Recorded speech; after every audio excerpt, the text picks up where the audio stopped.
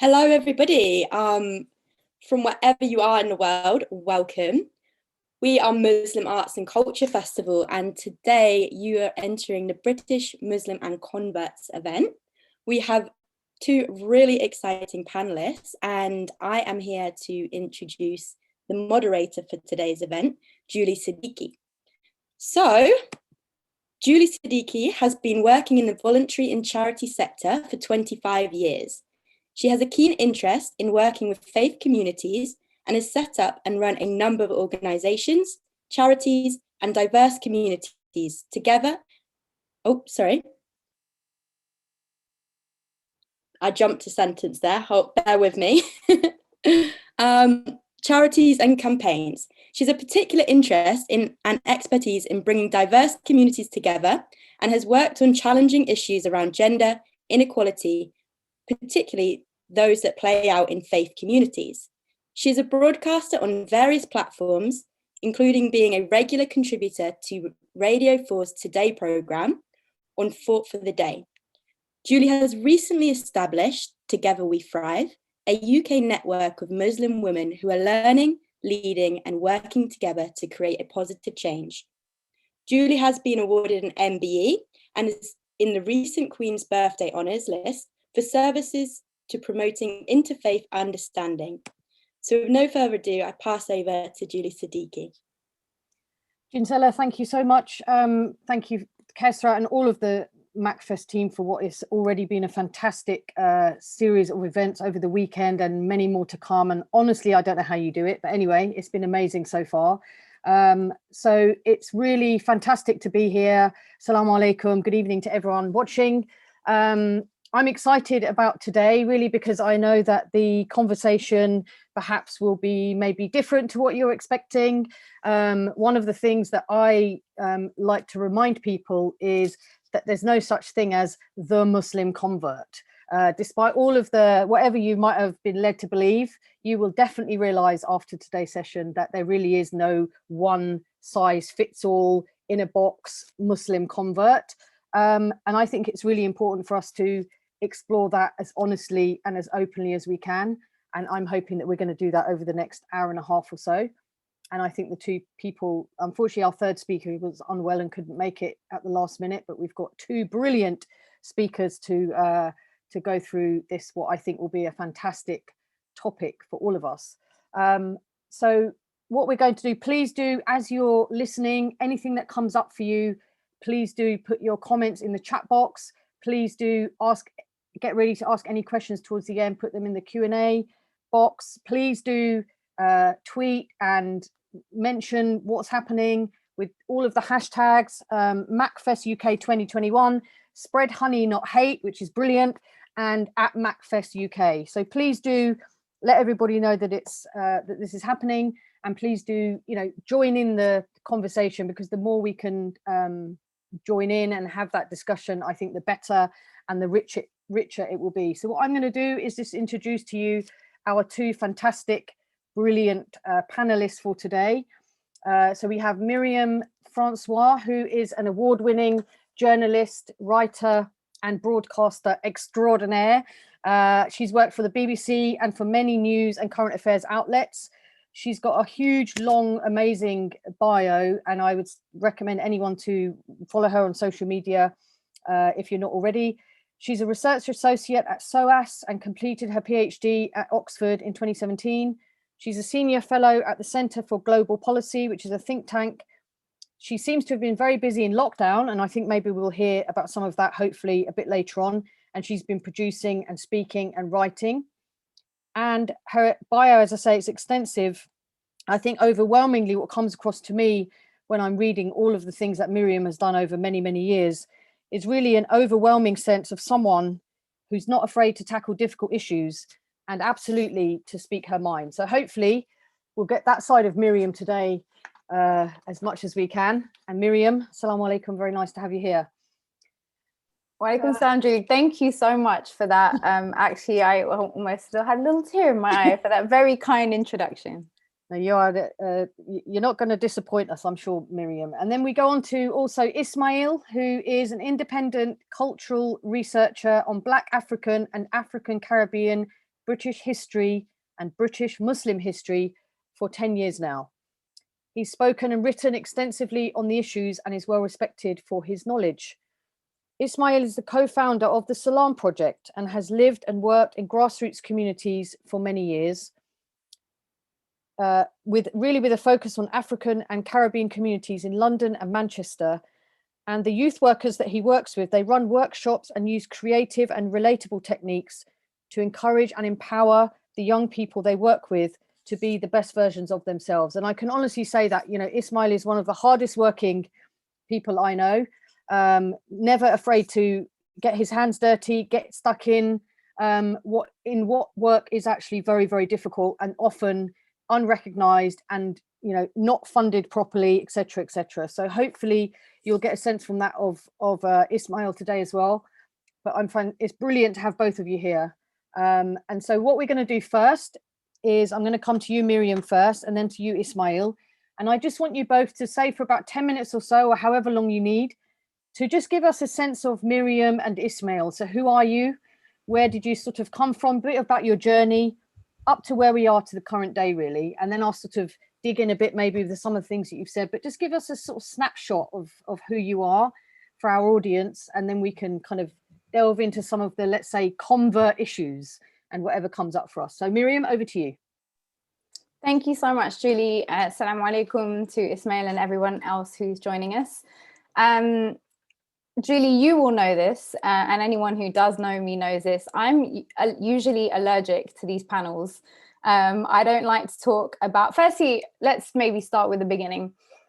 I don't identify as a convert or a revert. I'm just straight Muslim. Been Muslim for a long time, longer than some of you have been alive probably.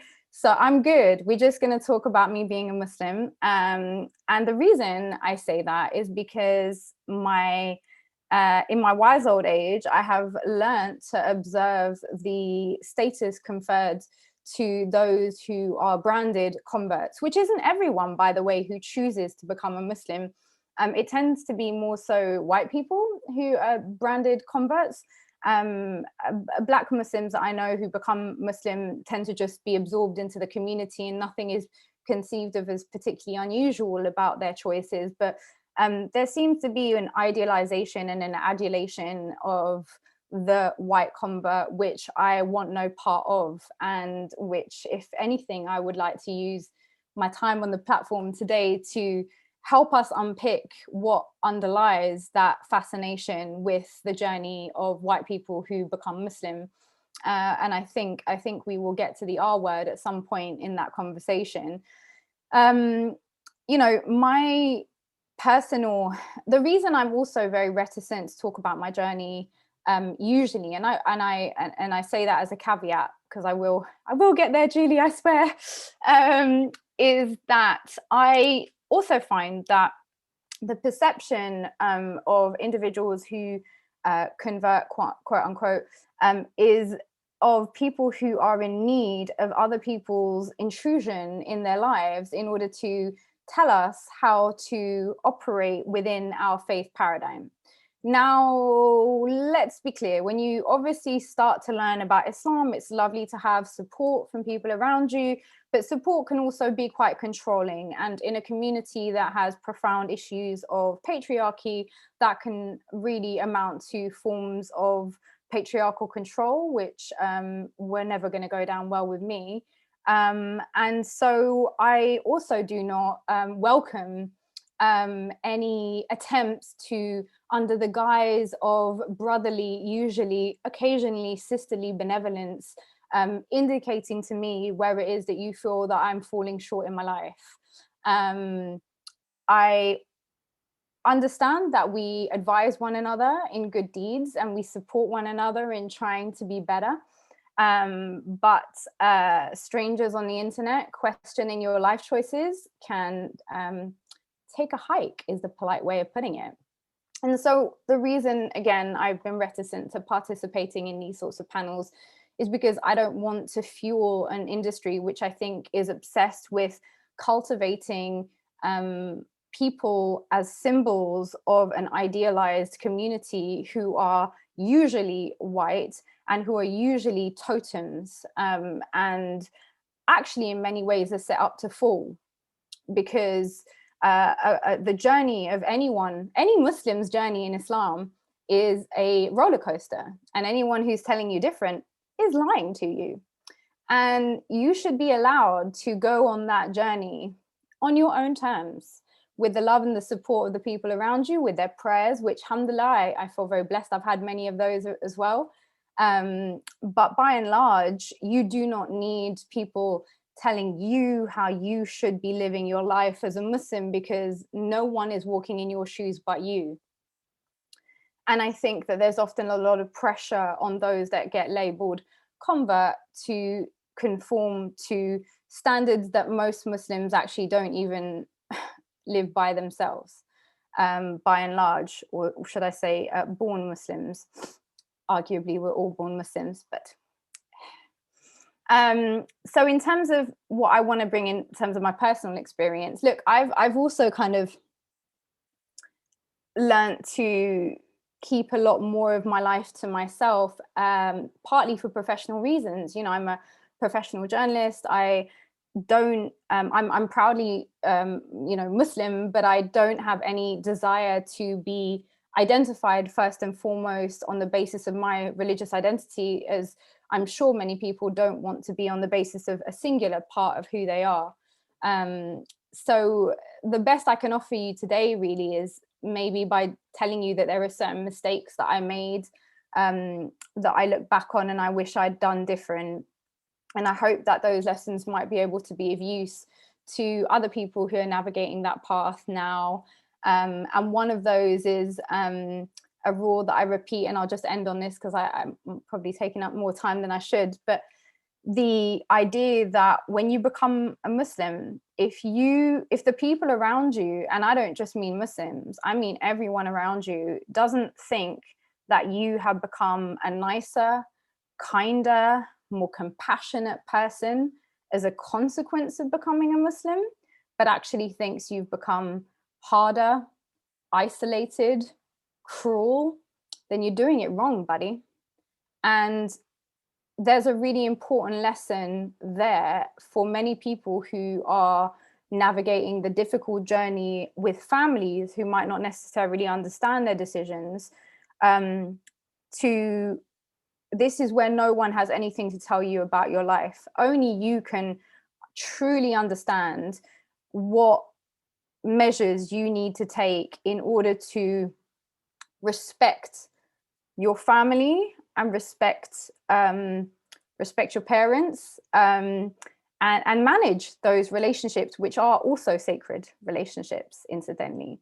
And so I would say again and again, unless your family, unless your loved ones at the end of this process don't turn around and say to their neighbors, you know what, I wasn't really sure about it, but actually ultimately I can only really see good outcomes in terms of that person's personal behavior, and I mean your adab, then there's a problem. I'll probably leave it there. I'm sure we'll pick up on a few points.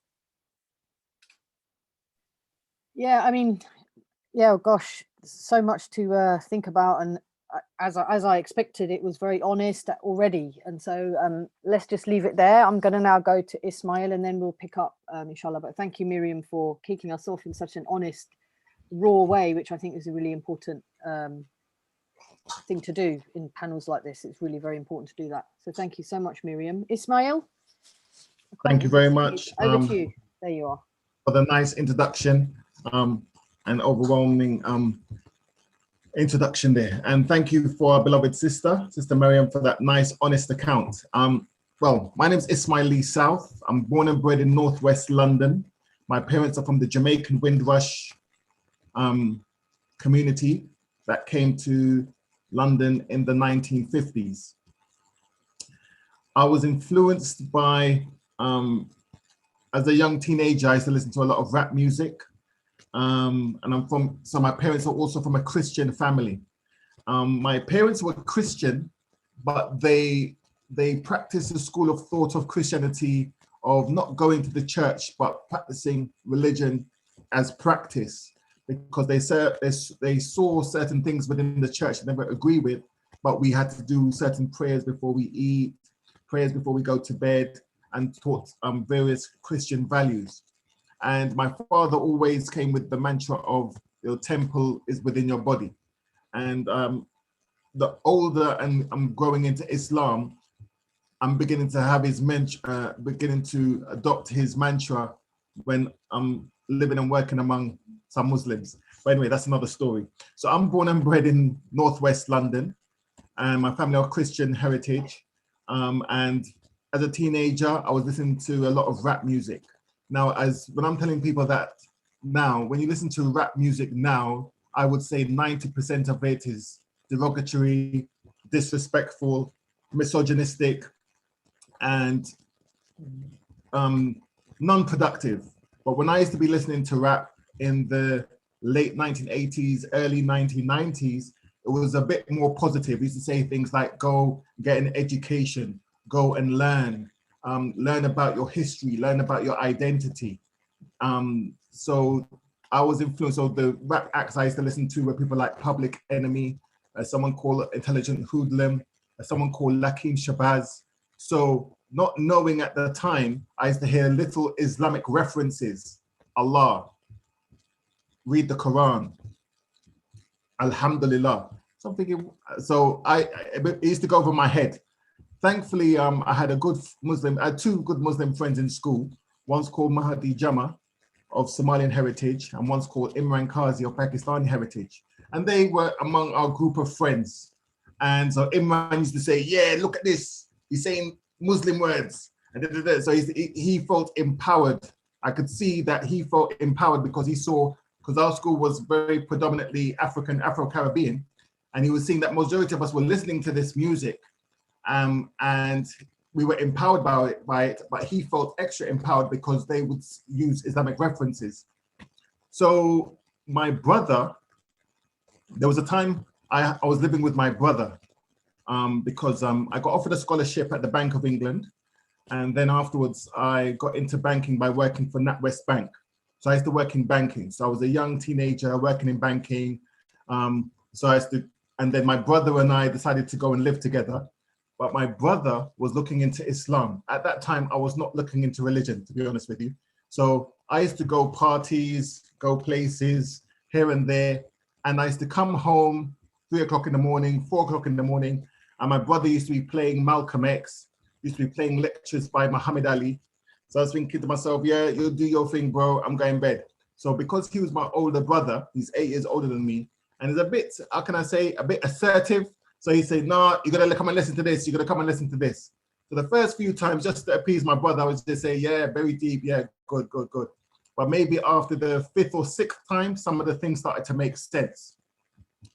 And then my brother, he used to get a lot of Black history books. So there was an author and researcher called Sheikh Anta Diop, and someone called Dr. Ivan van Sertima, and someone called J.A. Rogers. They wrote a lot of documented history, academic history on Black history and African history, Afro-American history, and Afro-Caribbean history. So he used to leave the books lying around the flat. And I used to read them now and again, because of course, sometimes when you're at home, nothing to do, I'll just read. And then I started to read about, because that many people from the Caribbean originate from West Africa, and West Africa was predominantly a Muslim state, and there was Timbuktu. Then I started to read Dr. Ivan van Sertima, who started to write, he wrote The Golden Age of the Moors. He wrote about Muslims from North Africa that traveled to Europe and things like this. So I was kind of fascinated by African history. Eventually, my friend Alexander, because we both were into rap, he said, oh, there's a rap thing happening at Hyde Park Corner. So we went to, so he said, come, let's go and check it out. So we went to Hyde Park Corner. Now I must state, before this, I've never went to Hyde Park Corner, never knew what Hyde Park Corner was about. So when I went there, and I started to see people from different religions, different faiths, speaking, debating, I thought, oh my gosh, this is brilliant. And I met there was a Christian speaker speaking, a Muslim speaker speaking, an atheist, a socialist, a Jewish person speaking, then you had other type of speakers speaking. So when a Christian speaker was speaking, he was saying that Jesus was God. So at this time before this, I wasn't really thinking about religion. So I said to him, sorry, when I read the Bible, Jesus says to worship God. Jesus doesn't say that he's God. So so he said to me abruptly, if you don't believe Jesus is God, you're not a Christian. So I went, whoa, that's a bit. And then I walked over to Hypercon. I met a person called Muhammed Islam, may Allah bless his soul. I just found out recently in the past week, he passed from COVID, may Allah bless his soul. Okay, may Allah bless his soul.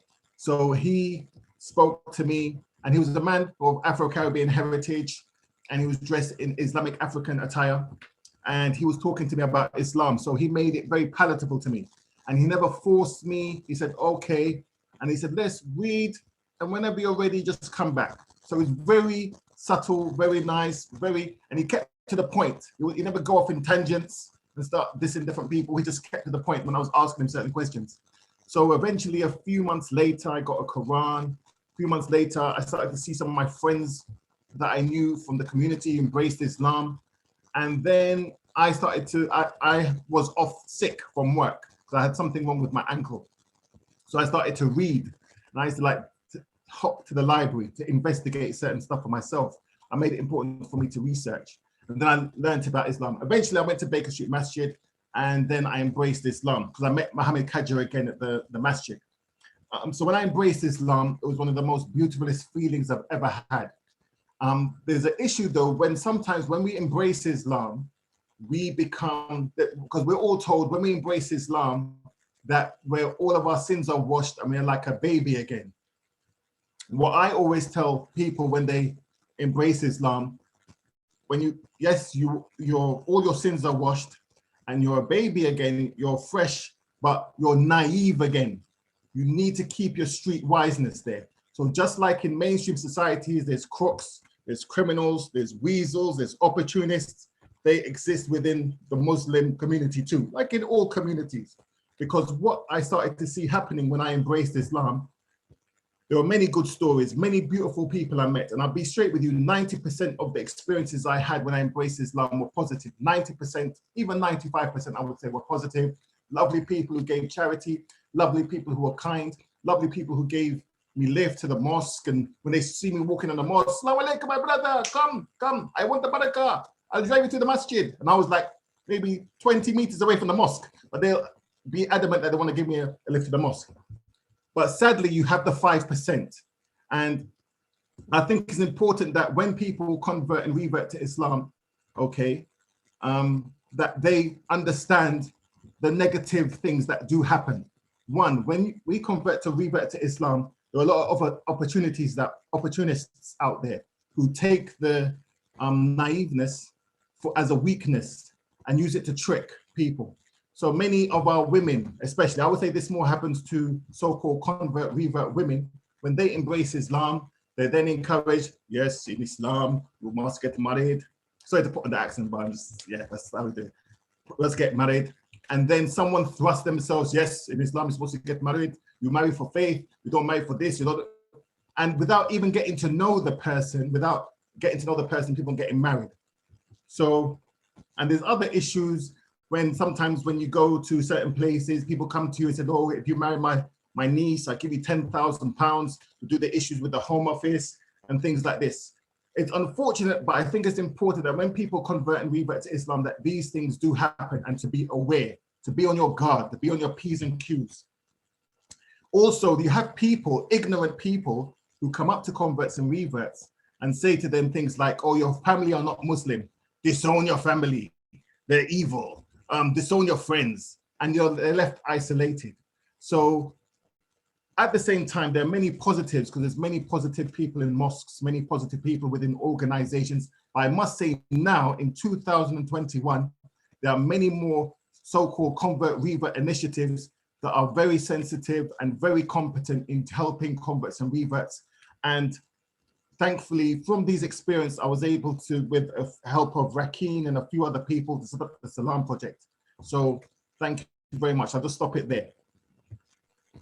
Yeah, thank you so much, Ismeal, and thanks for reminding me about Hyde Park Corner. I also used to hang out at Hyde Park Corner a bit. There were also some rather unsavory, let's say, Muslims also hanging out at Hyde Park Corner, if I remember rightly. So maybe I'll just leave that there for now. But yeah, I'd forgotten about Hyde Park Corner. Okay, thank you both so much, and everyone sort of mentioning how important it is to for people to be honest, which is what we're being, and which we will continue to be so for the next hour or so. I just want to pick up with both of you this issue around gender, and I guess the vulnerability of that, but also the real issues, because there really are a lot of issues around that. And Myriam, you mentioned specifically about the support, as you said, can often translates as control. And then of course, Ismeal, you also mentioned things around the particular vulnerabilities for Muslim women, and certainly, sadly, I've also come across that as well in my work, and even very recently, some more really horrendous stories of that. I wonder if you want to just say more about that, either of you or both of you, about that, and what you think, what that's about and what we need to do about it, because I think it's a real issue. And of course, it literally, can cause harm and can cause people to actually come in and then go out again because they just think, this is not for me. And actually, of course, as I say, can cause real harm, mental health issues. What would you say needs to be done differently as a Muslim collective in general on this issue around Muslim women who, convert and then, end up finding themselves in situations that are not safe and very difficult for them? What do you think needs to be done about that? Apart from us talk about it, which most people don't. So I think even in itself, people will be, I think it's good to hear it because it is the reality. It's not the rosy picture that some might like to think it is. Ismeal, what do you think more needs to be done on that? Right, first of all, I'm going to say something a bit controversial. I'm just going to apologize to the missus before she tries to beat me up. Okay, cool. Right, the reality of the situation is there are a lot of these Muslim revert organizations, Muslim convert organizations. I would say, in my humble opinion, I would say 60 to 70% of them are genuine, okay? Whereby you have people who maybe their wife has converted or reverted, or their husband has, and they've set this up, or a group of converts have come together to set something up in the community, okay? But sadly, you do have the 30%. And like I said, I believe a lot of these people, they do it as a way of getting a so-called convert revert wife or a spouse. So they don't have to pay the extortionate dowry and other hidden agendas, or they got maybe certain immigration issues. So I believe, first of all, there should be a stipulation when there's these so-called convert revert organizations that they should be convert revert led. I know people don't like that word, but sometimes I'm just putting it away because that's the way people understand. They need to be convert revert led, and they need to be more convert revert led initiatives where it's led by converts and reverts, for converts and reverts, because sadly, in my opinion, most of the convert revert initiatives that you see run by so-called mainstream Muslim organizations, a lot of them are very tokenistic, a lot of them are very tick box exercise, a lot of them are very ingenuous, sorry. So, and I believe, so, and then we need converts and reverts to take accountability as well, the experienced ones, the ones who've embraced Islam for 15, 20 years. Yes, mashallah, you're practicing. Yes, you've been a convert revert. Now forget your whatever, but you need to find ways of mentoring people who've been so-called converts and reverts for 15, 20 years. We need to be accountable and start having mentoring initiatives where we mentor new people that embrace the faith. So because when you have a mentor, there's someone you could speak to. I'm going through this. Oh yeah, I went through that. Just chill with that at the moment. Don't worry, you don't have to pray all your prayers every day. You're just starting. Don't worry, you don't need to wear niqab after the first week of embracing Islam. Okay, your husband's saying this. Listen, just chill, relax. And I think that's I would say that's one of the actions we need to have, whereby elder so-called converts and reverts, we need more of us to take accountability and start mentoring younger, new, fresher converts and reverts to Islam. Yep, excellent. Myriam, just on this point specifically around vulnerability, and you mentioned about control. The word control is always horrible. You talked also about specific responses from the internet, which anybody will know that women in general, women politicians, women in general face obviously a lot more terrible stuff on the internet.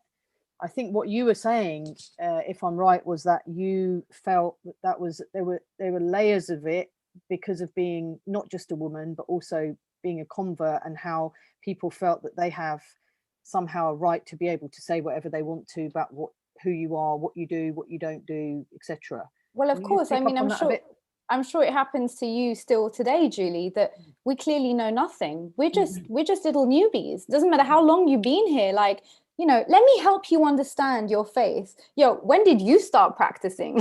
You're coming to tell me about my faith. How long do you know whether I've been in this or not?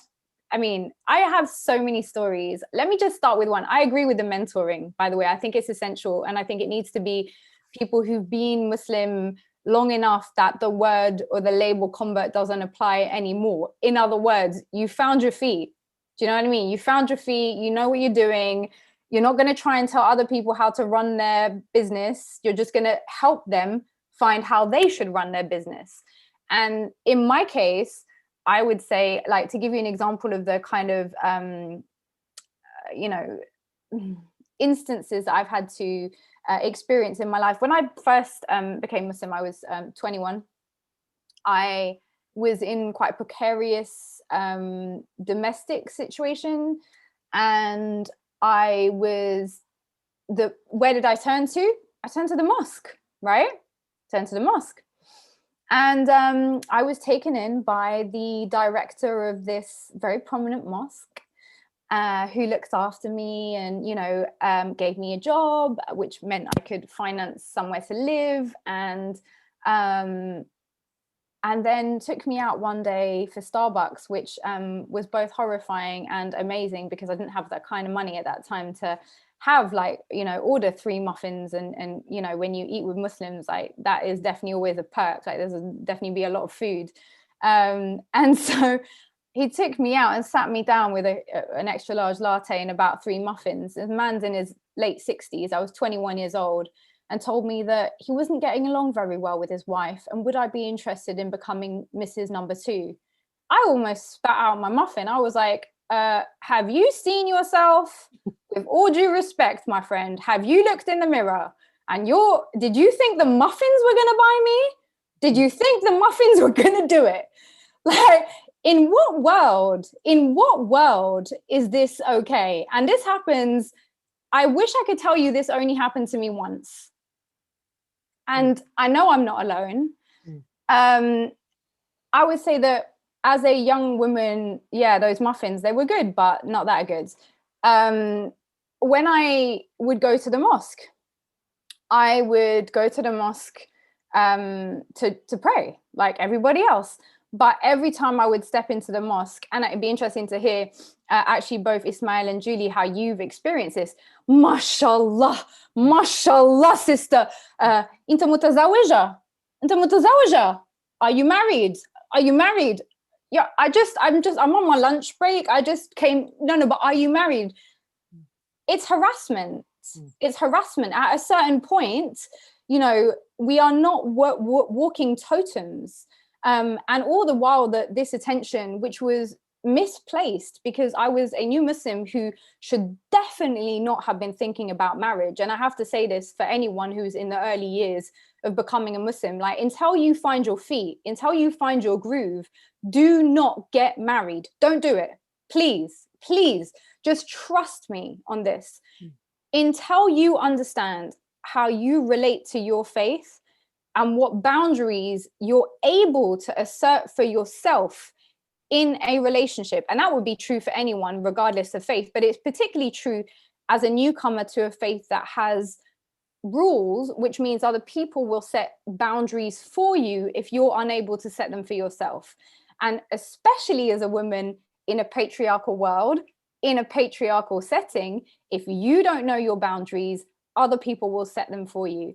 I would go to, I started wearing hijab pretty much immediately when I became a Muslim, and would be inundated with praise for this act.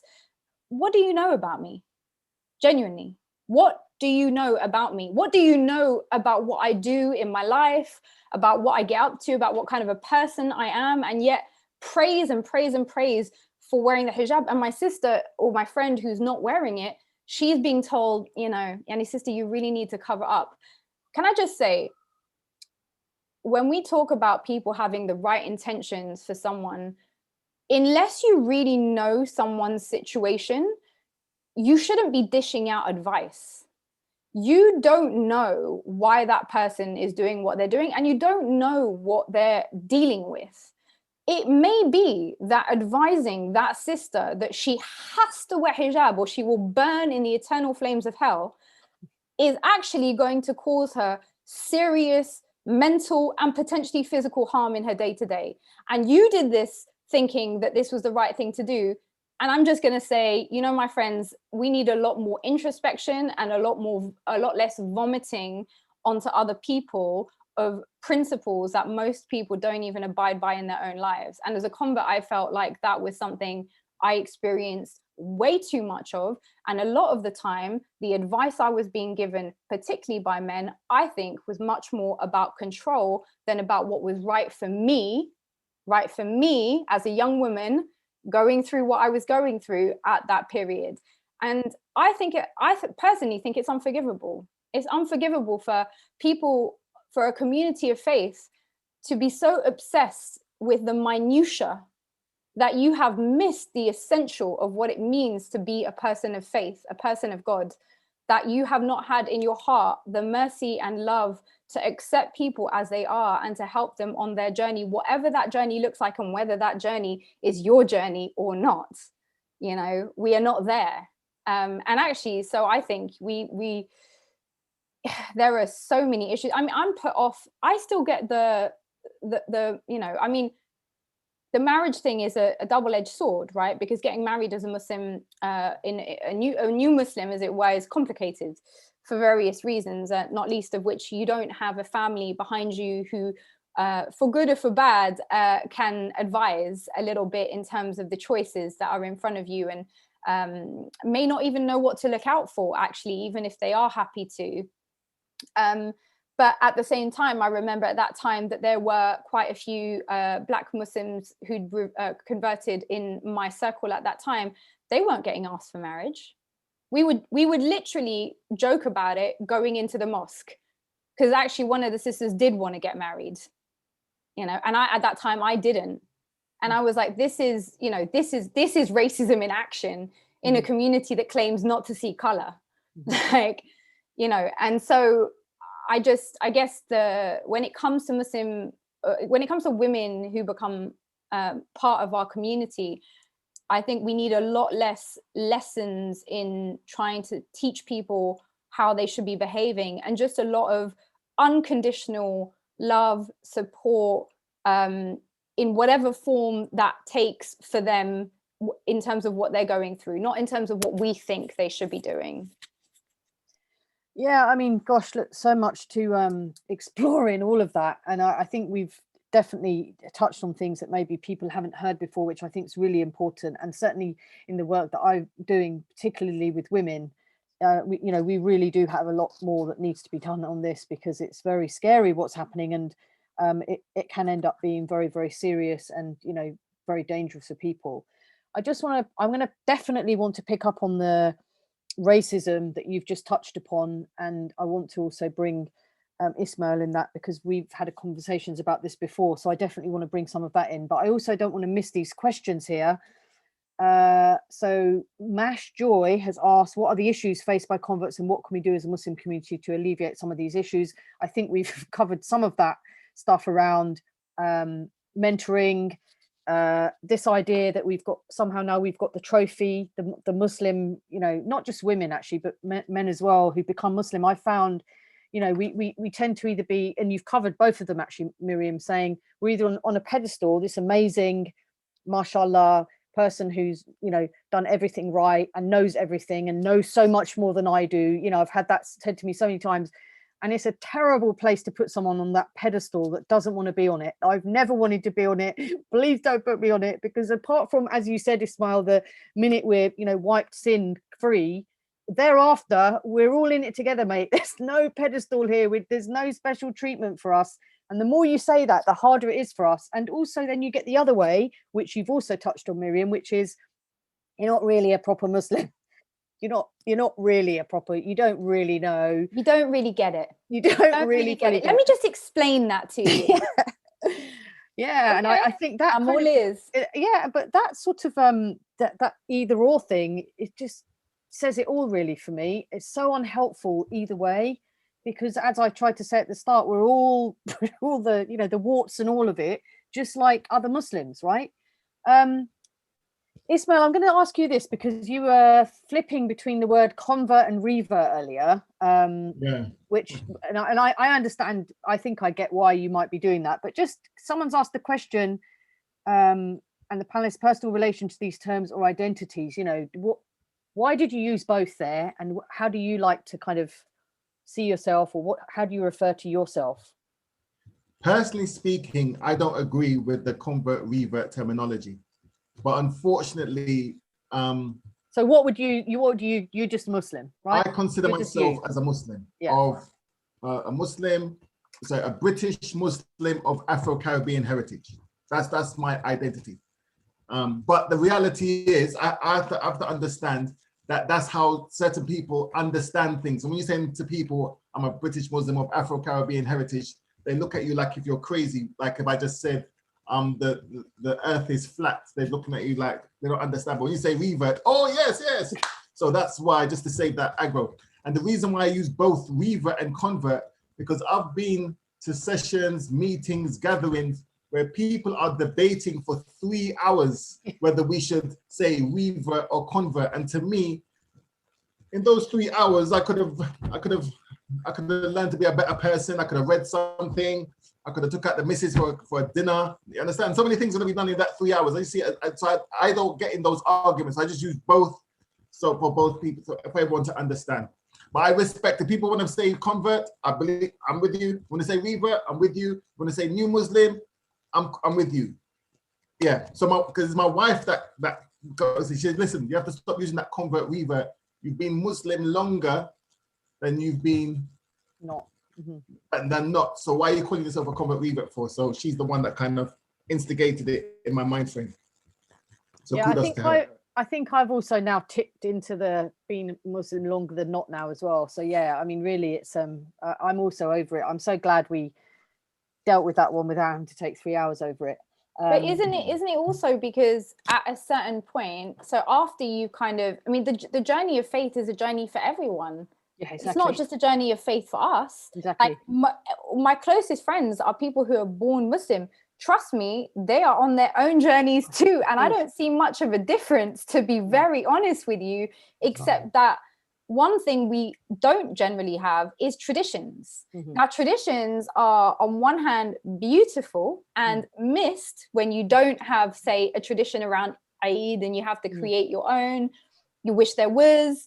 You kind of adopt other people's, you know, as a Muslim, as part of a community, whichever community is hosting iftar, you know, join in with that. But yeah, I mean, establishing our own kind of British Muslim traditions is a complicated process, because you don't also want to diminish the legacy that people of British Pakistani or British Bengali or British African or British whatever, you know, backgrounds have brought to the tapestry of what those British Muslim traditions will be, which ultimately may be some kind of a fusion of all of them eventually. But the danger, obviously, is also that people confuse, and I know this is a tired line, but the practices that have been inherited through a family household, but which they then, as they get older and start to really connect with their faith, start to distinguish from the tradition. You know, that's what I was taught, but actually, you know, when I've studied it, it doesn't really tell me that I have to do that. My friends who are born Muslims are doing that all the time. So yeah. I don't know why the category is useful. I think whenever we create categories, you know, there's an academic called Mahmoud Mamdani who wrote a book called Define and Control, I think it is, which is about the ways in which basically bureaucratic categorizations created concepts of race and control. We also have to create a question why we create a category, right? Because we can say the act, conversion is an act, but why do we create the category convert or revert? What purpose does that category serve? Mm-hmm. And I'm not sure it's a positive one, personally. Yeah, no, I definitely tend to agree with you. So I think, but we've done that one now. I think we don't need to spend the next 3 hours, Ismail. You're absolutely right. But thank you for the person who asked the question, because I think it is one that people often do ask. And I think it's important for people to understand it. I just want to go back to this point that Mash Joy has asked, are there any other suggestions of what we can do? We've heard you talk about mentoring, you know, about, I think, listening and treating everybody as individual is also important, because, you know, we're coming with all our baggage, all our history, as everyone does, right? So wherever we are in our life, we are the sum of everything we've been through, everyone we've met, our childhood, etc. And I think that's the same for everyone. So I think just because we've made a decision at some point in our life, but have you got any other things, any sort of practical things, perhaps, because the question is being asked about any other things that the Muslim community in general can do better when it comes to I would like to say that that people, like the Muslim community, mashallah, wonderful people in general, minor a few things here and there like every other community, but we need to understand when someone embraces Islam, alhamdulillah, yes, all the sins are forgiven, and yes, they come into a new, like a newborn baby, but like Sister Julie said, that doesn't make us a new person. We still might swear, we still might, forgive me, run a spliff, we still might have a little tips of a drink now and again, might still go clubbing now and again. I'm gonna be honest. When I embraced Islam, okay, alhamdulillah, for the first 6 months practicing whatever, and I was at home by myself, and when some of my old friends called me, are you still on that Muslim thing?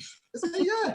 Listen, man, I got 2 tickets with your name on it, man. Just allow that Muslim thing for one night. So I'll translate later. Forget that Muslim thing for one night and come with me to the club.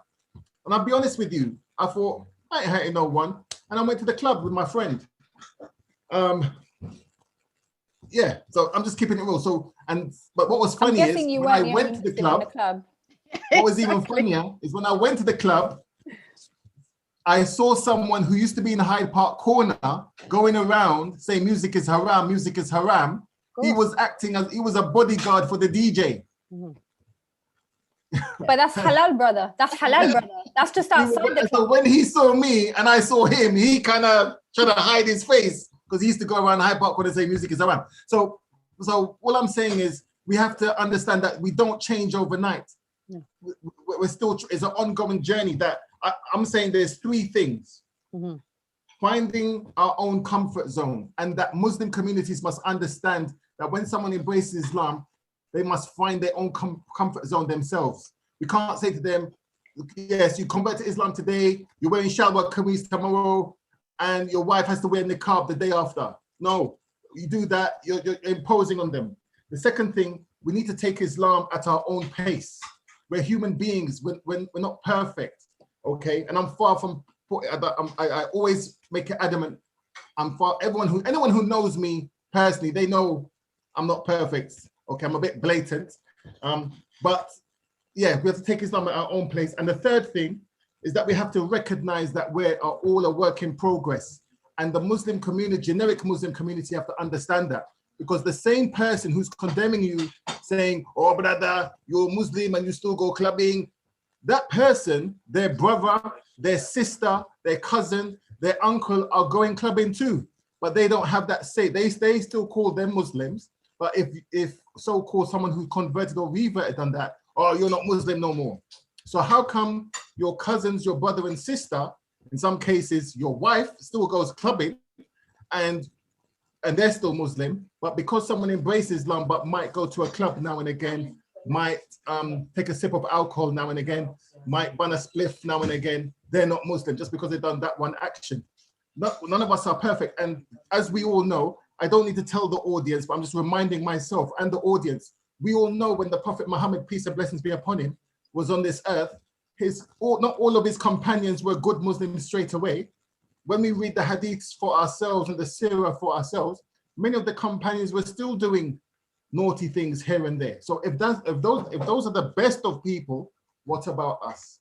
And finally, I want to say is we need people from the Muslim community to help find good organizations who are helping converts and reverts to connect reverts and converts too. Because the reality is we're living in a time where we all need to pay bills, we're all busy, we might not have the time or energy to do it. So, but if we know of a good organization who are doing the good work, and if we could connect them, that's okay. I have to say this, when I say to look into an organization, don't go by their social media selfies and things like that, and the nice glitzy videos, they don't mean nothing. You have to go to the place where they operate from to see them doing the work, and then try to connect converts and reverts in need to those organizations who are doing the good works in the community. And finally, I believe we need to get rid of backward village mentality imams and sheikhs who are not born in the UK, who don't have no understanding of what it's like in the UK, okay? I'm a big advocate. We need to have British-born imams, British imams who are born and grew up here, who are black, white, Asian, whatever, because they understand. Because when we have imams who are not from here, they're from a serious backward village mentality village from somewhere where the mosque committee could get them for £100 a week, put them in a room, okay? And then you got that person who has no understanding of Britain, no understanding of people from different cultures and backgrounds, no understanding of race relations, no understanding of how to treat women with respect as we are accustomed to in Europe, whether we like it or not. And you got that person speaking to someone who's just embraced Islam. It's just like saying you're meeting someone and you're stabbing them in the chest, because this 9 times out of 10, many of these people have no understanding. And not on top of that, some of them can't even speak English properly. So I believe we need to stop. I'm going to be controversial. We need to get rid of these backward village mentality imams, and we need to stop them going into prisons as well. When they're going into, as I do work in prisons, so you got someone talking about Islam in prison.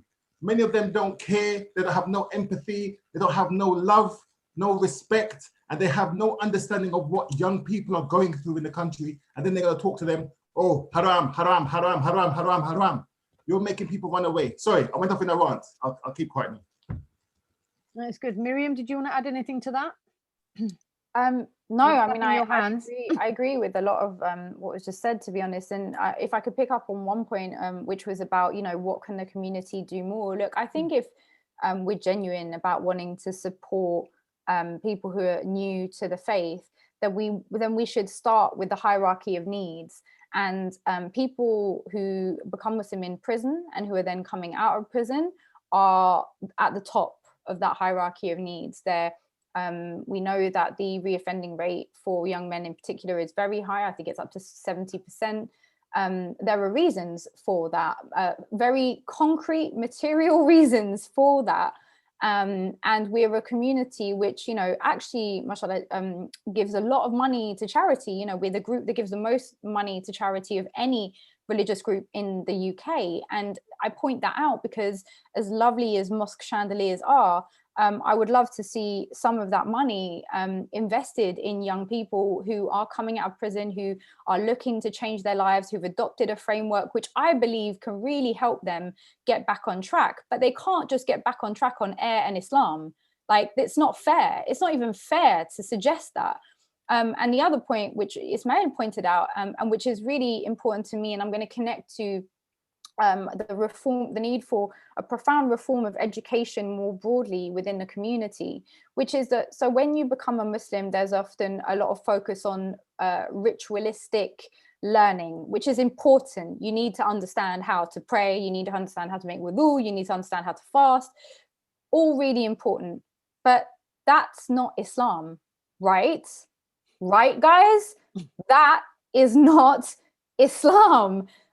And the problem we have, and this is true for children's education too, which is embarrassing, frankly. It's embarrassing what we teach our kids in lieu of Islamic education.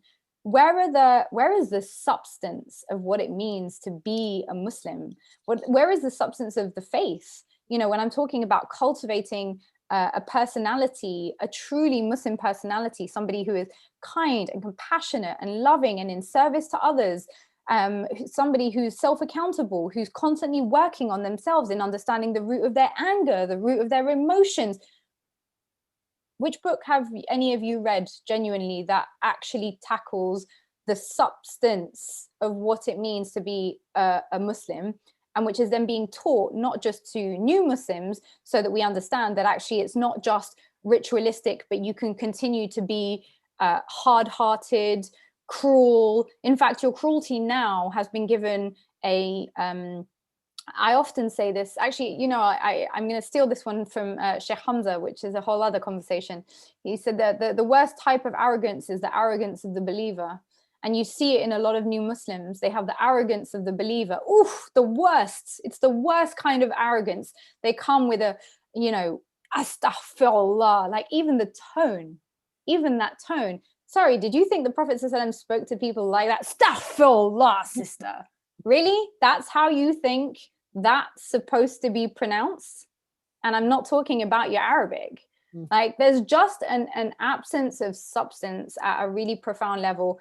And I see it, you know, I'm raising a child today, and I struggled for a long time to find an Islamic school that I felt cultivated the values I'm talking about, you know, didn't chuck chalk at my child's head, didn't consider that shouting at children was a reasonable way of educating them into love of the Prophet ﷺ and our principles. And that's children who are technically very similar to what we're talking about in terms of their knowledge basis. It would be the same books adapted that we would give to new Muslims, right? People entering the faith. And yet we just don't have it. We haven't really developed a body of work that speaks, in my view, to the essence. And so we have developed a community which is so obsessed with the minutiae that we have lost sight of the whole. We have people who follow rituals to the T, but their hearts are dry. Their hearts are dry. If I could give one anecdote that I remember learning about from a friend of mine, because I learned Islam initially I grew up with my best friends are Moroccan. So I grew up with Islam kind of being around, but it was when I was at uni and I met some French Senegalese actually and Malian Muslims that I really kind of clicked. And the reason I clicked, to be honest with you, was nothing to do with anything they ever said to me. It was how they behaved. I was just in awe of the adab of these people who I vibed with in every other way, except that when I needed help with something and everyone else would let me down, they were always there. You know, we'd be watching, I don't know, a film together. Allahu Akbar, would go off on the phone. They'd go off, do their prayer. Never said anything. They never even said, can we put pause? Just cut up, did their thing, come back. All of it makes you reflect like, oh, the beauty of people who they actually don't want to disrupt you and you're watching. And you know, obviously in return, you then hope to reflect that. Okay, I'll pause it for you. But there was so much beauty in the behavior, which was the truly admirable part for me. And I don't see a lot of that, unfortunately. And the anecdote I wanted to share was one that one of my friends at that time had taught me. And he said, there's a sheikh and a student who are on a path, and the student says, you know, can I follow you? It's similar to some of the Quranic stories. And of course the sheikh says, no, you won't be able to handle the path. and I don't want to have to explain myself to you. He says, no, please, I won't say anything. Just let me follow you. And they walking for days, and they eventually get to a river. And there's the river's quite a wild river, and there's a woman with a load of bags, and she can't cross because of the bags, and the water's too deep. So the sheikh, without hesitation, he pops her on his back. She pulls her skirt up, pops her on his back, and walks across the water with the woman on his back, hands her bags, and then they accompany her to where she needs to go. After they've dropped the woman off safely, the young student can't hold his tongue. Eventually he says to the sheikh, "Ya sheikh, what did you do? You touched a woman who wasn't even a mahram to you. What? Oh, this is haram. Like, you're supposed to be my teacher." And he says to him, "Young student, we have been walking for 7 hours. Who's still carrying the woman?" Mm-hmm. Mm-hmm. And this is our community in a nutshell. Mm-hmm. In a nutshell, you will debate more about whether it's halal to carry a woman on your back to assist her than whether you should assist her at all. No, of course, the halal thing is to leave her so she can starve. I mean, come on. Yeah, I mean, look, so much difficult stuff, and I think, but it has to be said, because these are our realities and these are the things that we've come across. And so I think it's important for us to talk about these things. You touched upon the prison, and in fact, Shafiq had asked a question about prison, because I know he does, Assalamu alaikum Shafiq, I know he does brilliant work in prisons. And so he's obviously got that in his mind too. But I think you did touch on that really well, Myriam. And one thing I wanted to just add, in terms of what I think needs to happen, we need to think about the funding. You touched on it a bit when you said about, funding, we're so generous and all of that. But of course, we're still in a situation where a lot of the money goes abroad, and there's such a need here. And this isn't, of course, a convert issue. This is a whole community issue where the funding needs to be much more, the thinking needs to be much more rooted here. Not just token projects to keep people like me quiet, but actually, the real ingrained, essence of what we're doing needs to absolutely include everyone, warts and all. So the difficult stuff, i.e. the like you say, the prison staff, but also, women who need help because they've been abused, or young people who are struggling with drugs, or, stuff around knife crime, the things that are the reality.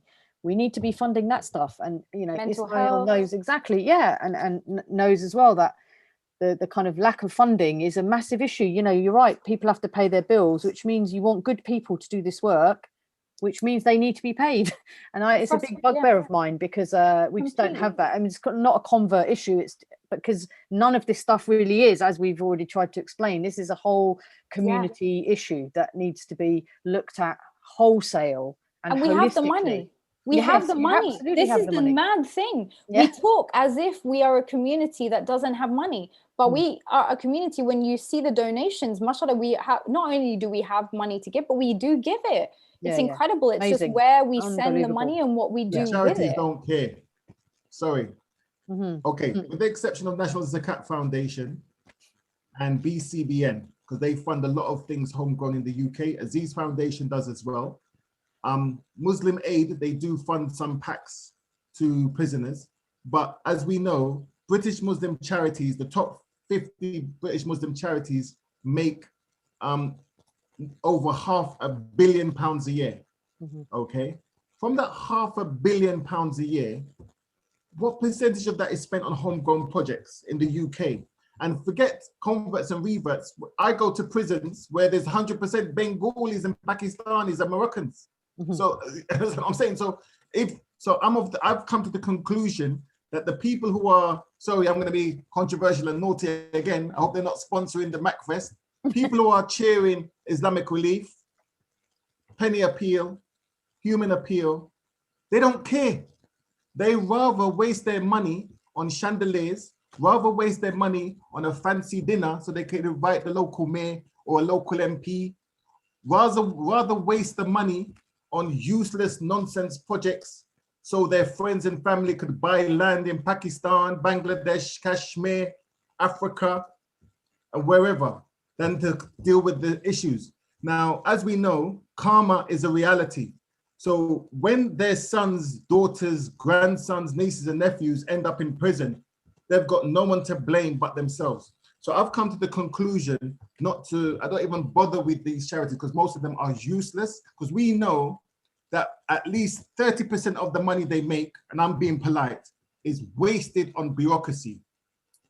So at least if they came together, I'm hoping my dear brother Fadi of the Muslim Charities Forum, lovely man, may Allah bless him, alhamdulillah, I'm hoping a man like him could say, let's not waste 30%, let's waste 25%. And that 5% can help with sister issues, help with river issues, help with our youth in prison, help with youth programs. Because there's so many Muslim youth workers out there who I'm meeting in and around England, London, Birmingham, Manchester, Stoke-on-Trent, Leicester, Bradford, Sheffield, and they have to work independently. They have to make the money themselves because they can't rely on the state and they can't rely on Muslim charities. So I've just come to the conclusion that Muslim charities, the chairman, I'm talking about the decision makers, not the people, a lot of the volunteers on the ground, the most beautifulest people ever. I'm talking about the decision makers, the chairpersons, the directors, the trustees. A lot of them are useless, out of touch, out of date, incompetent. I have no time for them, sorry. Well, you didn't hold back there. And so, I mean, I'm not going to comment one way or the other. All I'm going to say, because it's your views, but I think that, you know, things are getting better, but certainly there's so much more to do. And I've been seeing it for a long time as well. And for me, it's also very frustrating that the change isn't really happening in the way that it needs to happen. We've got another question here, but before we go to that, I just want to pick up on the issues that were touched on by actually both of you. And I think they're really, really important around race, of course, racism. Myriam, you started off when you were talking about, in a way, whiteness and sort of how that plays out, which of course is all part of the same discussion. Ismeal, when we were talking recently, you gave me an example of how Black Muslims, have been treated and sort of labeled in a certain way. I think there was an example of someone being big and black and they had a certain view about him and all of that. So can we just touch a bit on this? Because I think, look, we know the ideal, and of course everyone talks about Hajj, for example, and how amazing it is, and people from all over the world, the different colors and, nations and tribes and all of that. But actually the reality on the ground, of course, for people, and it does touch on this convert issue as well, I think, is not all what we would like it to be. So who wants to go first on this one? Myriam, go for it. You started your thing off by saying about whiteness, and I just want you to touch a bit more on that so that people get a bit more insight as to what you're saying. I mean, interestingly, even at the Hajj, there are hierarchies of human value that are ranked definitely racially, where I actually didn't know this because I have not yet been on the Hajj. In fact, the Hajj, a small parenthesis for me, is a really difficult pillar to fulfill because I do not wish to put myself under the authority of a state that profoundly denigrates my humanity as a person, as a woman, as a soul that has been created female, equal to men, to live under the jurisdiction for any amount of time of a state that can rob me of my agency is a very, very difficult decision to make. And, I have to say that many women that I know who have been on the Hajj have secretly, because of course we're not allowed to say this, the official narrative of the Muslim community on the Hajj is it's just such a beautiful, profound, spiritual experience. And yet 2 of my closest female friends were sexually assaulted during the Hajj. One of them to the point where she said there was nothing spiritual about her experience because not only was she assaulted, but then no one took seriously what had happened to her, and that she was then expected to fulfill the requirements of the Hajj with no support for what she'd been through. It's insane. So that was my little parenthesis about Hajj. But as I said, even in the Hajj, the example, Candice, I see you're saying that's heartbreaking, but to me that's like the extreme example. The best you can hope for is that maybe you go and like some brother just chucks a shoe at your head because you prayed somewhere he didn't want you to pray. Oh, this silly little brother over there. Like, no, I don't put myself in situations where people can chuck shoes at my head. I don't put myself in situations where people can do me harm, like, as a rule. So that, to me, unfortunately, one of the pillars of my faith requires me to put myself in a situation where I could cause the state and the individuals represented within it can do me harm with no accountability. And I'm just not, I don't know that that's what God would want for me, if I'm honest. I won't go into the Hajj discussion or whether we should be also funding the Saudi economy, a country that, you know, goes abroad to murder journalists, it completely betrays any notion of human rights, and yet wants to call itself the, you know, pillar of our community somehow, that they have some kind of moral authority over our faith, when in fact the hate-fueled outlook that they have developed would have remained a desert cult had it not been for the petrol that Allah had put in the region, which should have served all Muslims, but has gone to profit a small minority of arrogant people who think that their faith or their Arabness will protect them. All I will say is, I actually pray for your souls. On that note, I would just like to point out that the Hajj also has a system whereby, you know, my friend was Bengali, she went with a Bengali group. She said they were always kept behind. The groups from Somalia as well were always kept behind. Like there's just even a hierarchy in terms of who gets to go where in the Hajj, which betrays the principles of our faith. So to come back to your question about whiteness, look, I think we're swimming in it. You know, whiteness permeates the globe. It's very hard to escape it. Maybe Atlanta these days, I don't know. So I hear might be different, but by and large, the value system of whiteness, which premises that people who are considered to be racialized as white somehow are at the pinnacle of human value, that unfortunately is still seeded within our community. It's still present. I love Sheikh Timothy Winters, by the way. May Allah bless him for all his good work. Same with Sheikh Hamza Yusuf. I think he does incredible work. But I would like you to give me an example of somebody who is Arab or Black, who is prominent in a similar way as them. I mean, Yasmin Mogahed is maybe working her way up there, but it's still not. You know, we're not talking the same status, and you know, we have to question that. We're a community that overwhelmingly isn't white, and yet some of the most important figureheads of our community are like that in itself. I think intellectual figureheads.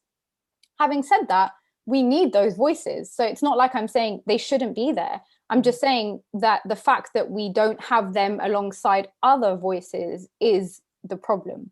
I definitely am not saying that we don't need them. Yeah, it's excellent. And I think it's so interesting you said about Hajj and that. I mean, yeah, that's a whole topic in itself. In fact, yesterday I was literally almost in tears when I was talking to my husband about this, because not just it's in Medina as well. You know, the experience of women, no one really talks about, because Nope. You're almost told that you can't talk about it. And I was telling him exactly this yesterday. You know, there were parts of I have been for Hajj. There were parts of the Hajj, there's parts of the stuff that you can do in Medina that you're just not able to do as a woman.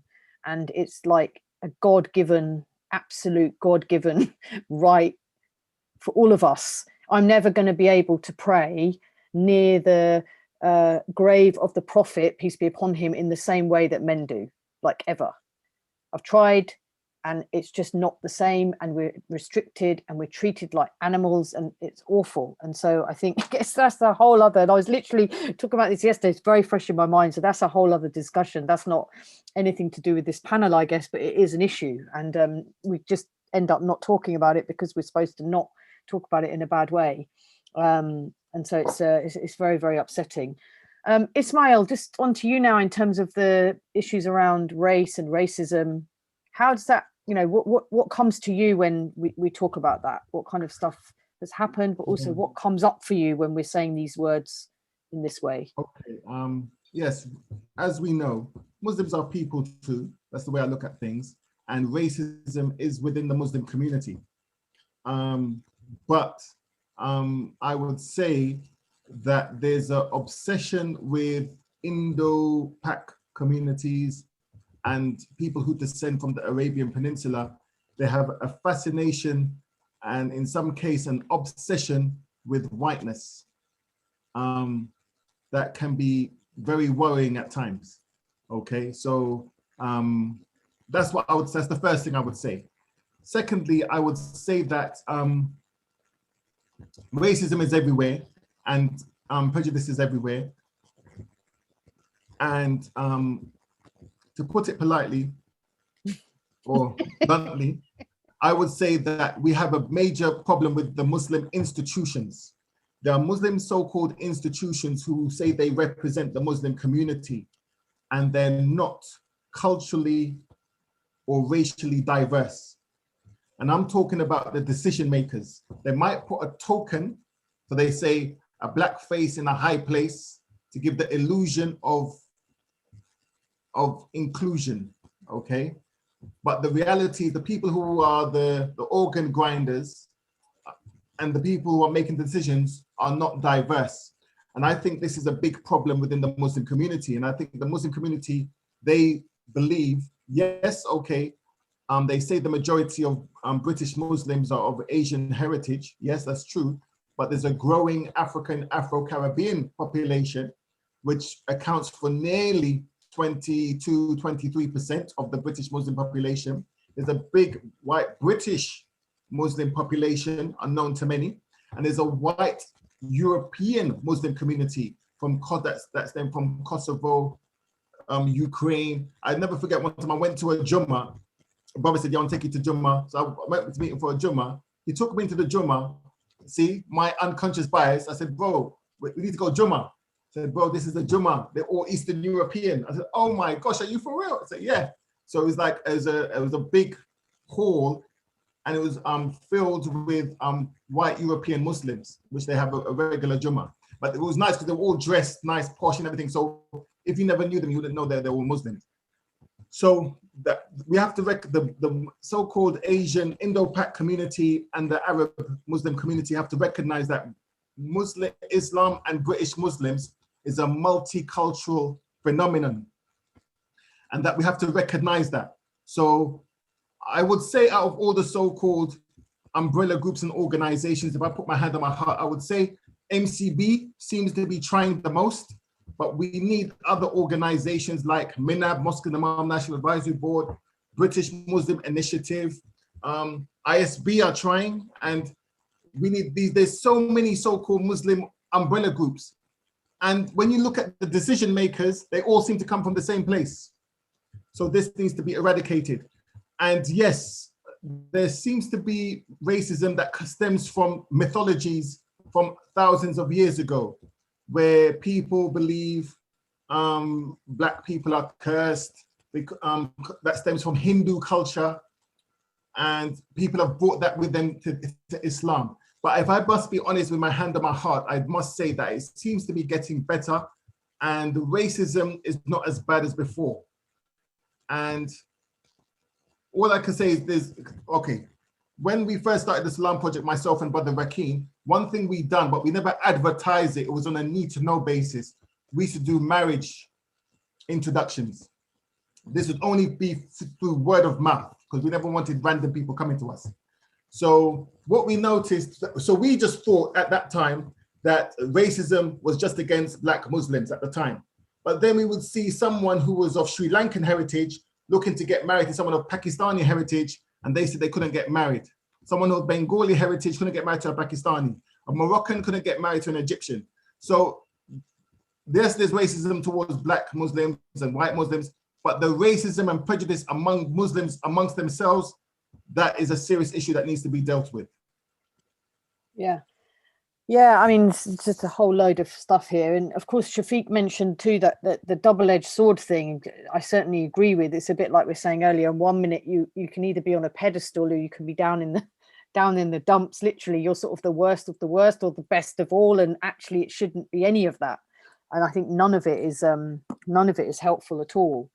Myriam, I've got a question here which has been sent to me directly, so it isn't in the chat, but it specifically, I think, touches on what you mentioned earlier on about judging, I guess. And it was saying that there's one of the main attributes encouraged in Islam is enjoining what is good and forbidding what is wrong. How do you draw the line between an honest attempt to correct someone and being judgmental of someone's personal life?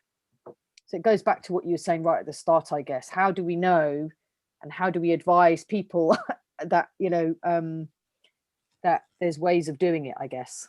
Yeah, so I think enjoining good and forbidding evil is often wielded as a tool of control and for people to try and make themselves feel better because they feel that if they're in a position where they can tell others what to do, they themselves must be great. I would generally advise that you should, as the Prophet ﷺ taught us, be hard on yourself and soft on others, and that the idea of enjoining good and forbidding evil actually is probably, you're being very literalist if you think the word enjoining in that context, which of course is a translation, and I haven't got the Arabic to hand to give you that, but would mean literally going up to someone and saying you're doing wrong. You probably need to work a little bit on your own adab if that is how you have interpreted that particular faith. Enjoining right and forbidding wrong, we know can be as something as small as, we know we've got a hadith saying, you know, help your brother whether he's doing good or doing harm, right? And when the Prophet was asked, well, what do you mean? What do you mean help your brother if he's doing harm? Well, help him by helping him not do harm. But you know, instead we think that somehow standing on a pedestal and lambasting people from on high is enjoining the good and forbidding evil. And I think that's just your ego, and you need to take a seat. And you know, I think that if you see yourself as somehow some kind of savior of the world, out to enjoin the good and forbid the evil, you are arrogant enough to believe that you have that down. In other words, you think you know good and you think you know evil. And again, I have been Muslim long enough to tell you, you probably know neither if you believe you know both. And you probably need to do some long, hard work on those ideas, because the truth is we all exist in what I like to call the gray zone. And the gray zone is one in which, unless you have all the parameters to hand, it would be very difficult for you to really hold judgment of a choice that somebody else is making. Only Allah has a bird's eye view on that one. And so, yeah, I think don't be so arrogant as to think that you're the one that's going to change the world. In the words of Michael Jackson, it starts with the man in the mirror. Absolutely. Yeah, and I just think this is absolutely key. I mean, someone mentioned earlier, and certainly don't advise complete strangers on the internet. And of course, that's just made it so much worse now, the internet, where people think they're judge and jury about everyone apart from themselves, I guess. And just for me, the very, very basic stuff of, you know, pointing a finger and more fingers are pointing back at you, it's just so basic. And I just think, let's just all go with that, like work on our own. But it's literally the sin of the shaitan. It's the sin of the shaitan, because what did shaitan do when Allah told him to bow in front of Adam alayhi salam? He wouldn't do it because he thought he knew better than Allah. That's literally like you're looking at people thinking you understand the world so well that you can tell somebody else what is right in a situation. And obviously there are situations that are black and white. I mean, if you see somebody assaulting somebody else, you actually, even that is difficult. You're going to stop the harm, you're going to break up the harm. But in terms of holding a judgment, enjoining the right, you are wrong, brother, you are right, brother. Relax, like you just don't understand enough about the world. None of us do really, to be able to be in that position. So what you want to do is just be the best version of yourself, so that in that situation where there could be a wrongdoing happening, that you can react to it in a way that is most compassionate, most kind, most empathetic, most of service to others. and not getting on your little high horse, which we love. Yeah, as Shafiq said, 2 ears, 1 mouth, which I always like as well. You know, we need to listen more. I think as well, one of the overwhelming things that has come out of today, and also for me in other work that I'm doing, is very much everyone is individual. You know, it's one of the most amazing things about humanity, that we are all different, all unique. Every single one of us has a set of stuff that is who we are right now and will be different in 10 years time and was different 10 years ago. That I absolutely love about human beings. And of course, this isn't even a Muslim thing, this is just a humanity thing. But when it comes down to converts, and I wanted to touch upon the couple of the things that came up, actually what you're both saying, and people have mentioned in the chat earlier as well, around families. And I just think the idea that people are regularly told when they become a Muslim, they somehow have to leave all of that behind and that somehow detach themselves from their past life, which will of course be family. And it's very common because people just don't get it. Or of course then talk about festivals and things like Christmas, and you know, you get into a situation where people are made to feel like they have to just cut off from everything. Well, of course, if we're talking about what's needed, that's absolutely not what we need.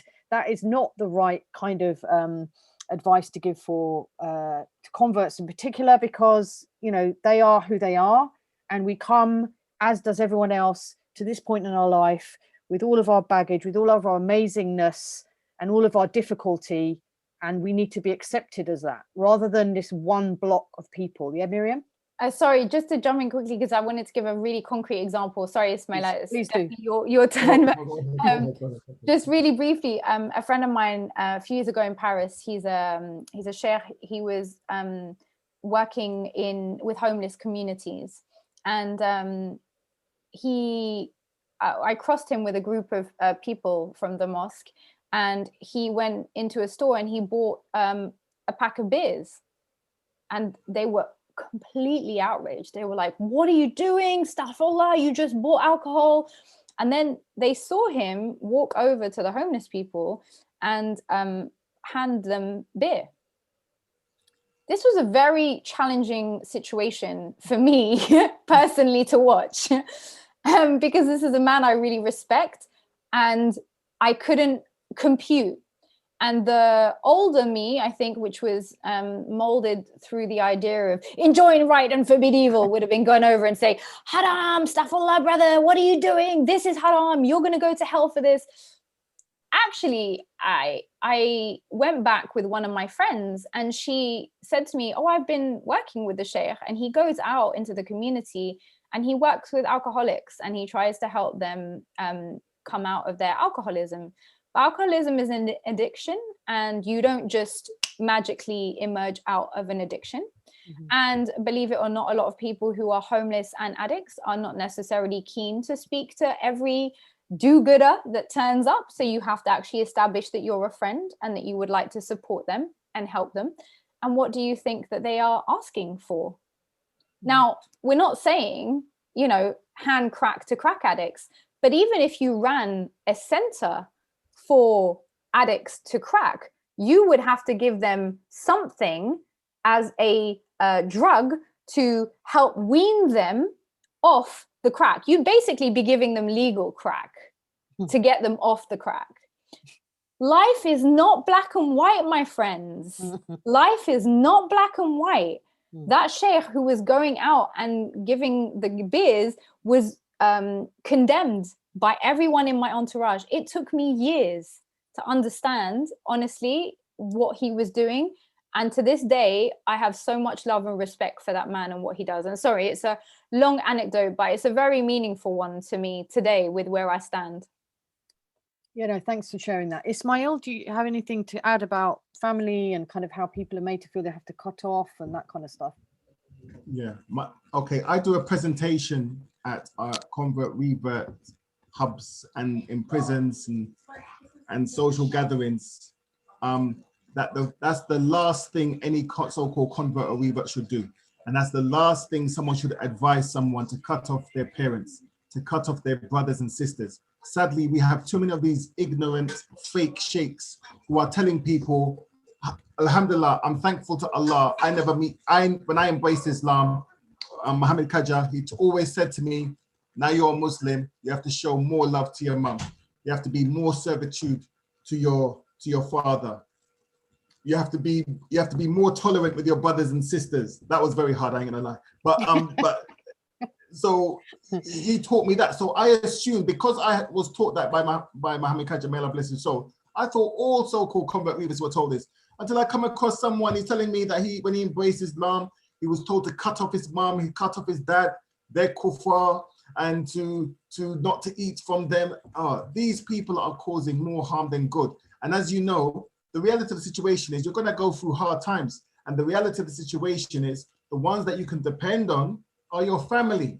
And so-called wider Muslim communities have to understand, if a convert or weaver embraces Islam, practices Islam, do not ever encourage them to cut off their family, even their friends, because don't think just because their friends are alcoholics, they're not going to become alcoholics.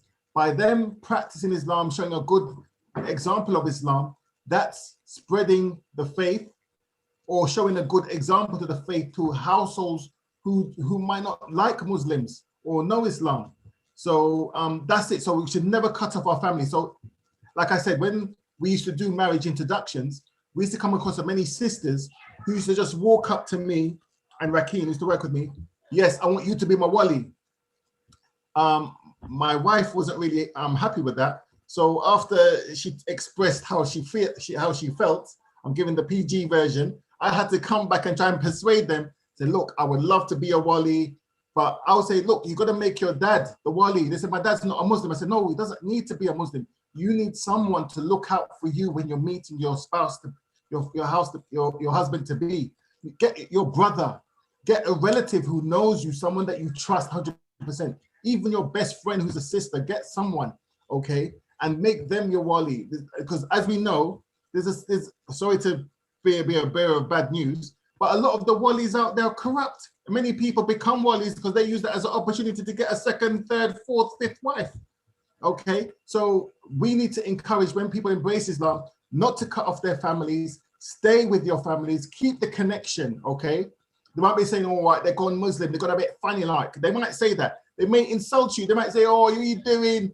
Yeah, and they might give you a pork chop for your birthday as a joke. But they're your family, and we have to learn to respect our family. But I would like to say one thing as well, because Sister Myriam touched on Hajj. Many of my so-called convert brothers and sisters have gone through madness during Hajj, okay? And I always say to people, if anyone, especially, I always say British Muslims, ones born and bred here, whether they convert, born Muslim, or whatever, before we go Hajj, there needs to be a keep it real talk they need to have before Hajj. Because not only women are assaulted, people try to rape them, try to kidnap them, many men are assaulted too. I've had brothers who come back to me, said, bro, I used to live in San Francisco and I haven't been approached this much since when I went to Mecca. Bro, it's worse than San Francisco. I'll be real, that kind of scared me. So men get assaulted as well as women. So there needs to be a keep it real talk to all British Muslims before they go Hajj. Because that story of Malcolm X, he went to Hajj and we all as one, the white, yeah, good. That was the 1960s. We're in 2020. In Mecca now, there's a lot of corrupt people, evil people, predators, rapists, and there's a lot of people who go there for cheap thrills. So be wary. I'm saying that to myself and to yourself. But keep the family relations essential. Yeah, look, I mean, we could honestly go on for a lot longer, but I realize that we have to finish. It's been a brilliant conversation. So many things have come up for me as well, obviously my own journey, and I just want to actually give a shout out to my own family who's been amazing in my journey, and really without that I wouldn't be anywhere. And so I think that's really important to say. And also the bit about Hajj, I actually was fortunate to go with Batul Al-Toma from Leicester, and a group of essentially converts, mashallah. And so I was very lucky and very well looked after, and we had a lot of that keep it real stuff before we went, and that was very, very, very helpful. So anyone who gets to go in a group like that, I would definitely recommend it, because it's much better than getting lost over there. And I think I just want to end by saying thank you so much to Ismeal and to Myriam, to all of the people who joined in the conversation. I wish we could sit in real and have this conversation, because that would be even more brilliant. And I really respect and admire Qaisra and the MACFEST team for everything they're doing. Some fantastic panels coming up as well. So please look out for all of that. I would say in terms of this talk, it's been live streamed on Facebook, so you can go there and then share it with people. Even people who aren't on Facebook should be able to watch it, because it was an open event. But may Allah bless both of you for being so honest and raw. I kind of knew you would be, but then you exceeded my expectation in a good way. And so thank you for that, for being, you know, real and giving people food for thought. Sorry, we can't go on longer, but we have to all eat and sleep and pray and whatever we need to do now. So thank you so much, everyone, for being here. Thank you for the MACFEST team for making it so easy for me. Can I say, Julie, you've been a fantastic host. Absolutely wonderful. I loved the session. Everybody's been brilliant. I couldn't have wished for more. You have been a brilliant, brilliant team. We could have gone on for hours and hours. Oh, what a lovely discussion. People learned so much, shared so much. Thank you to you for your inspiration. Thank you so much. And good night, everyone. And take care and keep in touch, inshallah. Assalamu alaikum. Assalamu alaikum.